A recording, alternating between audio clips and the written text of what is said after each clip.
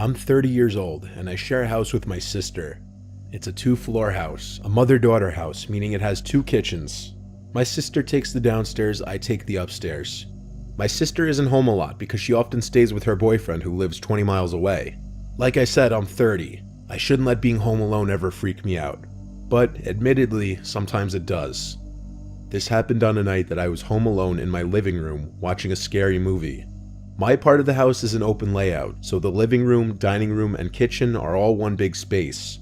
My couch is in the middle of the space, so as I watch TV on the couch, my back is to a large part of the room behind me.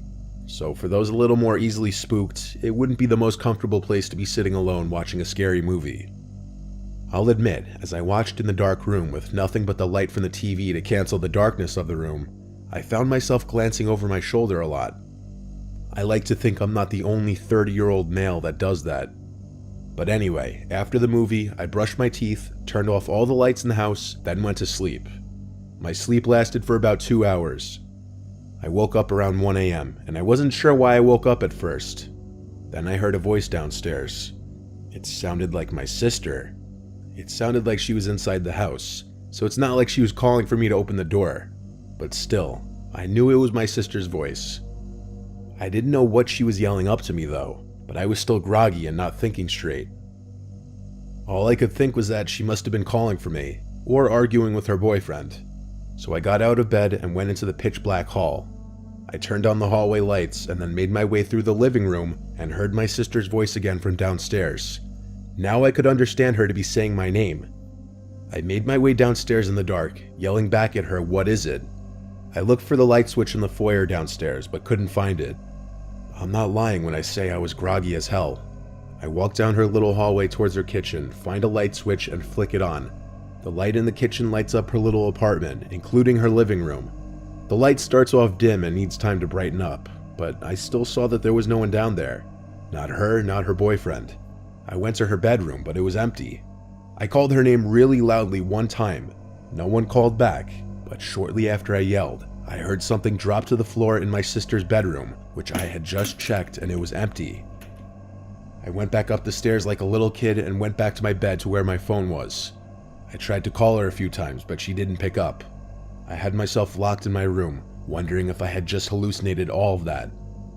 Eventually I fell asleep, and in the morning I woke up to text from my sister asking why I called her at 1 a.m. I asked her if she was home last night, and she told me no, she was currently staying at her boyfriend's house. I went downstairs to her bedroom to see what may have fallen down on the floor, but there was not a single object on the floor that could have made that noise. I'm led to believe I hallucinated everything I heard that night, but that's what I want to believe, because the alternative would be much more horrific. But I've never really hallucinated anything else, or had any kind of sleep disorders, so how vividly I heard my sister's voice, and that sound in her room, really freaks me out.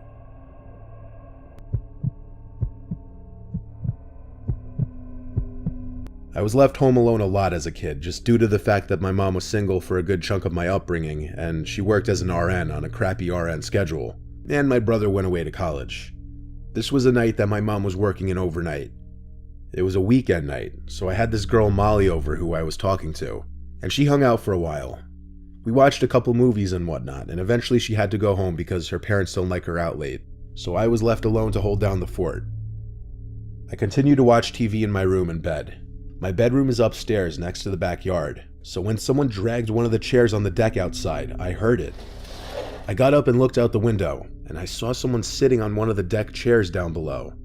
I called Molly's name thinking it was her. After all, she'd only left under 10 minutes ago. Whoever it was looked up at me, but it wasn't Molly. I immediately pulled away from the window to hide. That was not anybody I recognized.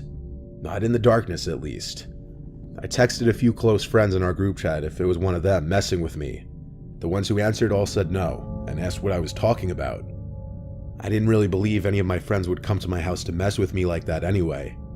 Scared shitless, but still curious, I slowly walked back over to the window to look down again, and that person was still sitting in the chair, looking up at my window. It was a he, that much was clear, and he definitely saw me. I hurried away from the window again to turn off the TV. I sat in my bed in a ball basically, with my arms wrapped around my knees. I waited in darkness for a while. I didn't even want to turn my phone screen on because I was scared he'd see the light. I didn't even want to move because the window was opened and I feared that he'd hear any movement I made. I wanted him to assume I was just no longer in the bedroom. I waited enough time. It had to be a solid 5 minutes of just sitting there. I highly doubted that man outside could still be there. I finally mustered up the courage to get up and look out the window.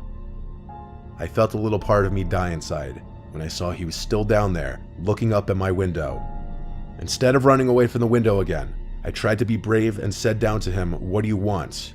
I then noticed his shoulders started to go up and down as if he were laughing really hard, but he didn't make any kind of audible laughing sounds at first, till I heard a slight whistling sound coming from him. It seemed like he was laughing so hard that he was wheezing. I asked him to please go away, then walked away from the window again. I went back to my bed. I was scared to call the police for some reason.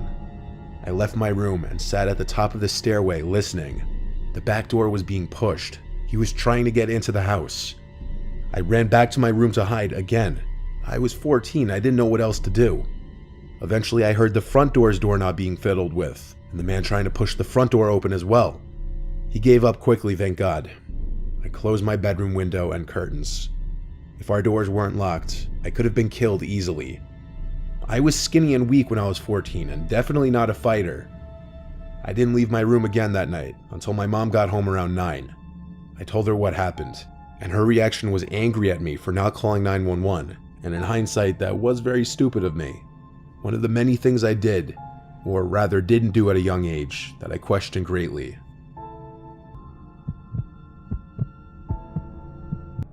This was the story of how I almost died as a young kid home alone, and possibly the most intense night of my life with way too much going on. We're a family of 5. I was 10 at the time. My older brother was 14, my little sister was 5.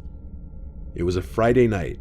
My brother was out with his friends causing trouble clearly, because a dreaded phone call came to my parents. All I remember was I was in my room playing a Star Wars video game when I heard my mom start freaking out crying. I got really scared and hurried to see what was wrong. My mom was on the phone with the hospital, calling to inform my parents that my brother had gotten hit by a car. Obviously, we were all shaken and really scared. My brother's leg was broken, but I don't know what else was said on the phone. All I know is my parents hurried to get their coats on and got my little sister from her room and asked me if I was okay to stay home alone. I said yes, and they hurried out to the car and left. I was of course really worried for my brother, but I really didn't want to go to the hospital and see him in any kind of bad condition. I don't think my parents wanted me or my sister to either, but they didn't want to leave my 5-year-old sister home without them. It's worth mentioning my brother recovered just fine, as his injury is no longer relevant to the story, other than it being the reason why I was left home alone on a Friday night. Before my dad left, he was trying to calm down my mom, telling her he was going to be okay. So seeing my dad like that made me feel better. I had a feeling my mom was just being overdramatic like any mom would be. I continued playing the Star Wars game for a couple more hours, when I heard the front door open. I had my bedroom door closed. By this point, it was easily past midnight and past my bedtime, so I turned off the TV and PlayStation and crawled into my bed with my Game Boy. I tried listening to hear my parents' voices, maybe hear if my brother was with them or just hear what they were saying, but I didn't hear anything. After a few minutes of not hearing them even come up the stairs, I had a feeling something was wrong. I went to my door and quietly opened it, then walked over to the ledge and banister that overlooked the living room. The lights were off, but there were 3 tall people standing in my living room.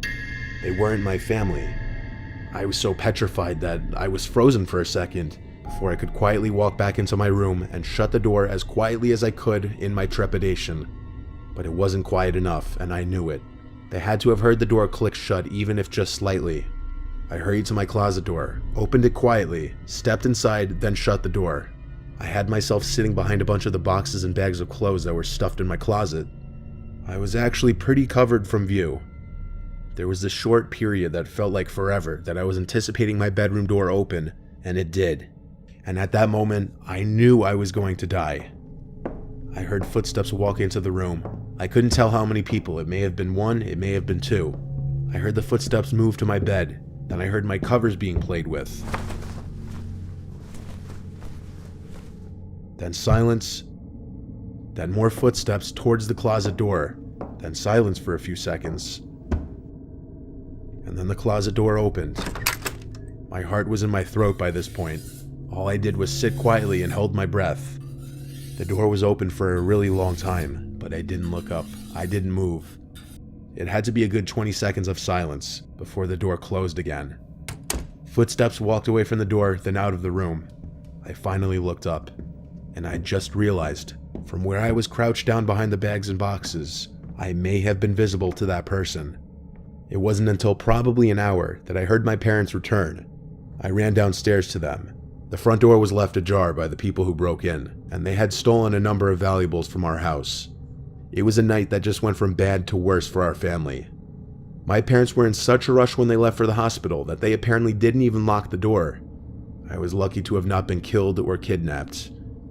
I look back now and really wonder if the person who opened the closet and just stood there for 20 seconds saw me hiding in there.